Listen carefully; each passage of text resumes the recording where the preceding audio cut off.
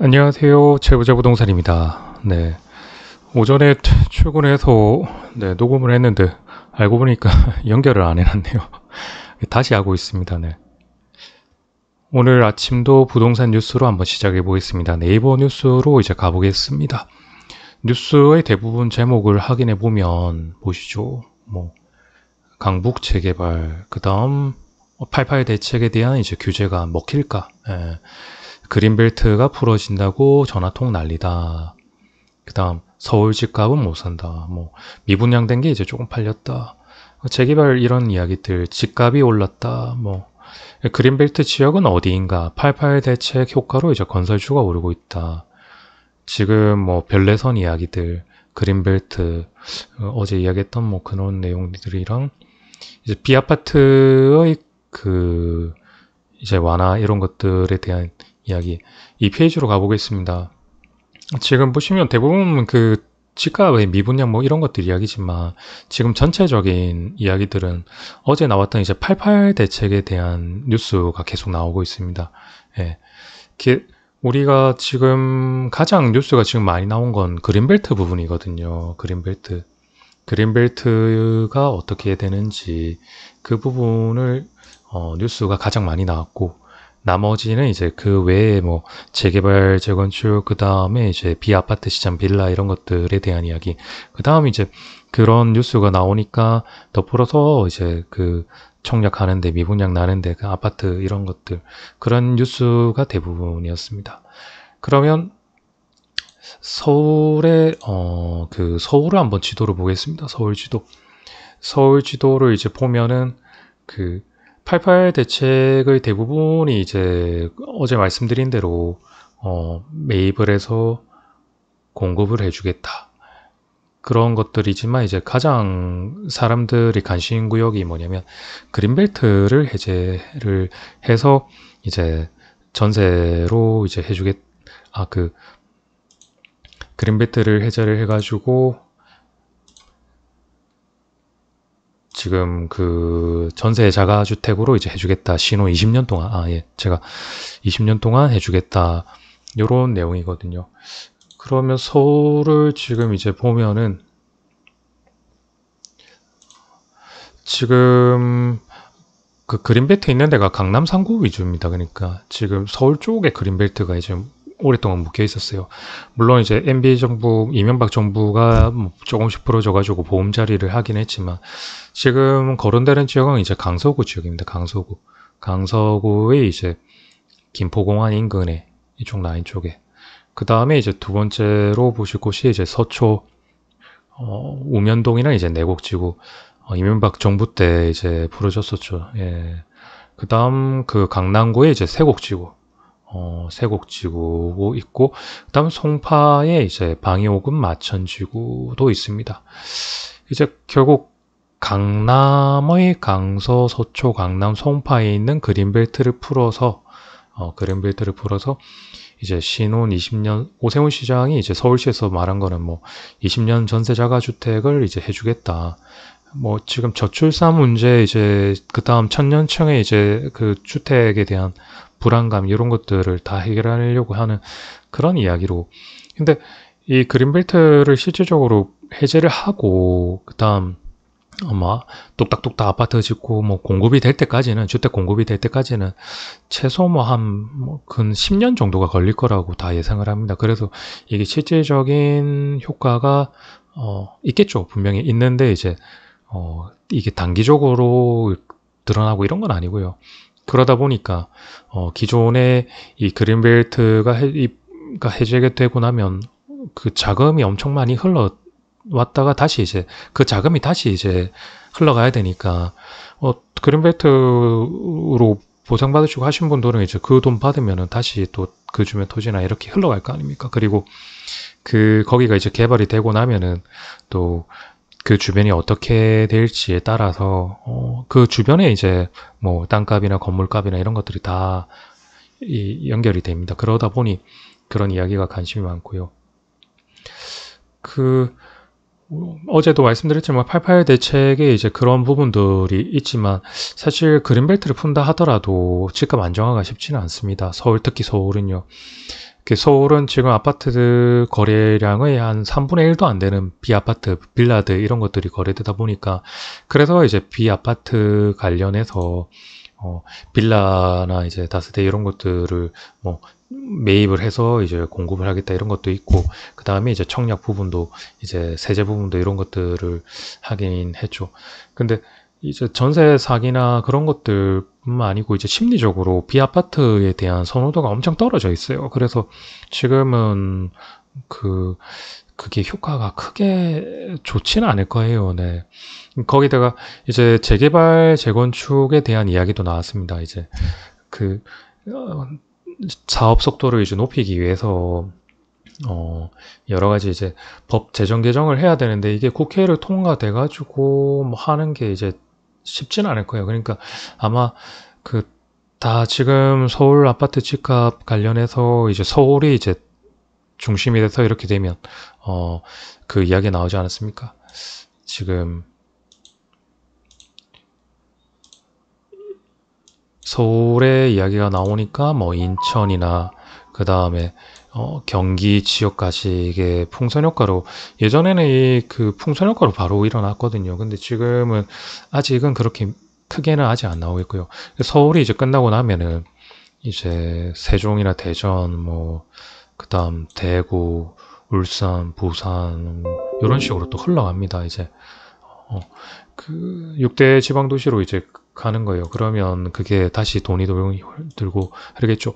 지금은 이제 아파트 시장, 중개대상물로 본다 하면 아파트 시장에 지금 돈이 다 몰려 있고요. 토지로 조금씩 넘어가려고 하는데 지금은 그런 상황이기 때문에 그래서 다들 정비 사업을 이제 간소화한다 하더라도 분명히 이제 효과는 있을 건데 그게 바로 가려고 하면 시간이 걸릴 것 같다. 그런 이야기들이 많고 결국은 이제 다주택자와 법인에 대한 세제 개편이 안 된다 하면 공급이 쉽지는 않을 겁니다. 우리나라의 그 물량의 대부분이 이제 가지고 있거든요. 주택을 가지신 분들이 많이 가지고 있어요. 그분들이 이제 공급을 해주는 걸 해야 되는데 이제 그게 안 되다 보니까 이제 집값이 난리가 나니까 뭐 그런 식으로 지금 풀어내고 있습니다. 역대 정부가 그렇게 공급을 했지만 실제 어제 말씀드린 대로 이제 틈새 구멍들이 있습니다. 거기로 이제 또 돈이 또 흘러가요. 또 풍선 효과가 분명히 올 겁니다. 예, 그런 것들이 이제 되고 그 다음에 뉴스에서 이제 별내선에 대해서 잠깐 알아보겠습니다. 별내선, 네. 서울 이제 강동에서 서울 강동 암사역 주변으로 해서 이제 뭐 구리 하남구리 이렇게 구리 하남 해가지고 남양주까지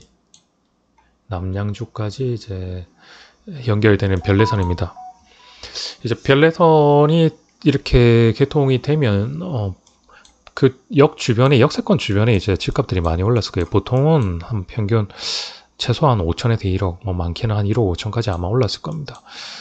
우선 단기적으로 아마 그렇게 될 겁니다. 역 주변에 하면 이렇게 이제 그 직장도 그렇고 학교도 그렇고 이제 뭐 의료 체계도 그렇고 뭐 대부분 여러 가지 이유로 서울을 많이 가려고 하는데 예전에는 오려고 하면은 뭐 1시간 넘게 걸렸다 하더라고요. 이제 그 남양주에서 해가지고 저도 그 남양주에 이제 아파트 매매를 작년에 이제 해가지고 겨울에 올라갔을 때 그 경기도 쪽에 들어온 다음에 이제 다시 남양주로 들어가는데 뺑뺑 돌아서 이제 들어가다 보니까 차도 많이 막히고 아주 좀 쉽지는 않더라고요.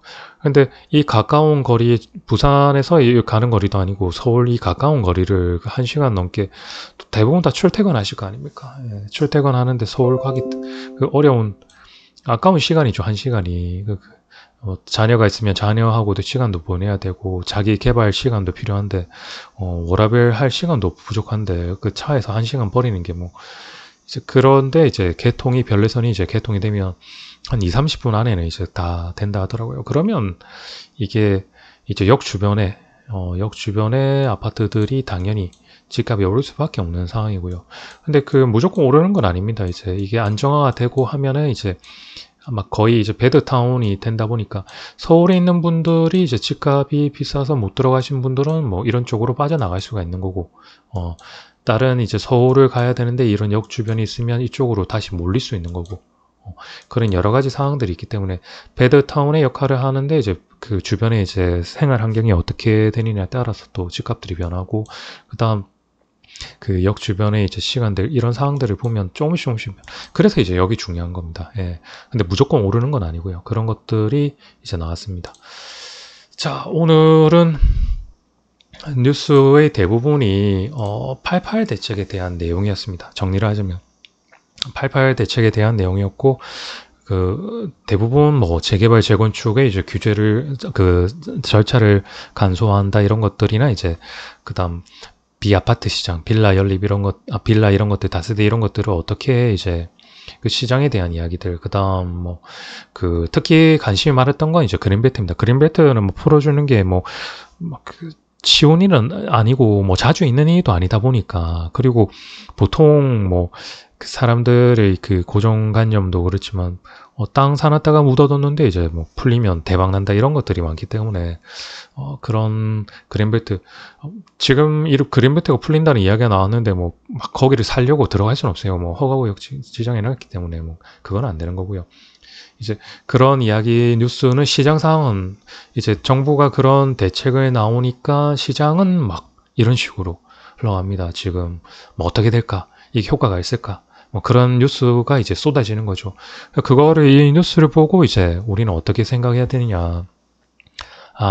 이게 그린벨트가 이제 풀리고 나면은 그 돈이 어떻게 흘러갈지, 그 다음 그 주변은 어떻게 될지. 11월 달에 이제 발표가 나는데 그 3개월 동안에 이제, 선별 작업과 이제 분석을 하겠죠. 그러면 어떤 분들은 내가 보는 그 위치의 그린벨트 위치가 어딘지 알고 뭐 투자가 들어갈 수도 있는 거고, 그 주변으로 이제 들어갈 수 있는 거고, 그리고 이제 정비 사업이 이렇게 간소화되는데 물론 국회를 통과하고 여러 가지 상황이 필요합니다. 그래서 그게 지금 발표가 난다 해서 바로 그게 되는 것도 아니고요. 근데 그런 식으로 이제 간소화되고 한다 하면은 이제 서울 쪽은 어떻게 되고, 그 다음 인천, 경기 그 전국에 있는 이제 재개발 재건축 구역들이 어떤 식으로 또 이제 파급 효과가 생길지 이런 것도 봐야 되고, 그 다음에 빌라 아파트 시장에 그 정부에서 매입을 해가지고 이런 식으로 한다고 하니까, 근데 이 부분은 조금 뭐 쉽지는 않을 것 같아요. 심리적으로 그 비아파트 시장이 너무 얼어 있습니다. 예, 그런 것들이 돼 있고, 제가 볼 때는 사실 이제 세제 개편을 물론 이번에 하긴 했지만 그래도 다주택자의 규제를 좀, 법인과 다주택자 규제를 풀어주지 않는 이상은 정부가 원하는 대로는 안 될 겁니다. 근데 그걸 풀어준다 해서 뭐 이제 역효과가 너무 많이 났기 때문에 지금은 이번 정부에서는 그걸 풀어주지는 않을 것 같아요. 네.